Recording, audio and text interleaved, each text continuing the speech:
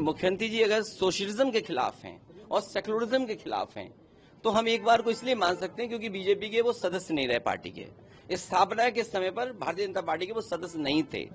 वो तो मजबूरी में है क्योंकि उन्हें चुनाव लड़ना है, मुख्यमंत्री बनना है। भाई आपको सिंबल अगर चाहिए कमल का तो आपको सदस्य होना पड़ेगा। तो मुख्यमंत्री जी भारतीय जनता पार्टी के इसलिए सदस्य हैं क्योंकि उन्हें चुनाव कमल पर लड़ना है। इसलिए मुख्यमंत्री जी की बात तो मैं समझ सकता हूँ कि उन्हें सेकुलरिज्म सोशलिज्म पढ़ाने, क्योंकि स्थापना के समय पर उन्हें कोई इंटरेस्ट बीजेपी से नहीं था। भारतीय जनता पार्टी सेकुलरिज्म और सोशलिज्म के खिलाफ क्यों है, उनको पन्ने पलटना चाहिए। मुख्यमंत्री जी तो समझ सकते हैं क्योंकि वो बीजेपी के सदस्य नहीं है।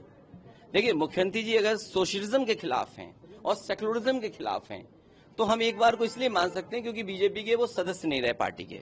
इस स्थापना के समय पर भारतीय जनता पार्टी के वो सदस्य नहीं थे और ना वो रहना चाहते हैं। वो तो मजबूरी में है क्योंकि उन्हें चुनाव लड़ना है, मुख्यमंत्री बनना है। भाई आपको सिंबल अगर चाहिए कमल का तो आपको सदस्य होना पड़ेगा। तो मुख्यमंत्री जी भारतीय जनता पार्टी के इसलिए सदस्य हैं क्योंकि उन्हें चुनाव कमल पर लड़ना है, वरना वो भारतीय जनता पार्टी के सदस्य नहीं है। इसलिए मुख्यमंत्री जी की बात तो मैं समझ सकता हूँ कि उन्हें सेकुलरिज्म सोशलिज्म पढ़ाने, क्योंकि स्थापना के समय पर उन्हें कोई इंटरेस्ट बीजेपी से नहीं था। देखिए, मैं बंगाल के लोगों से और खासकर आदरणीय मुख्यमंत्री जी से कहना चाहूँ, बहुत सावधान रहिए बीजेपी से।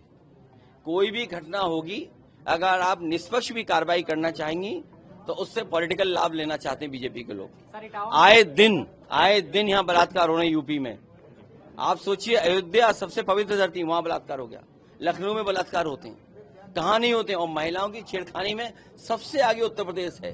वो इसलिए क्योंकि यहाँ की सरकार कानून व्यवस्था के अलावा सब पे ध्यान दे रही है।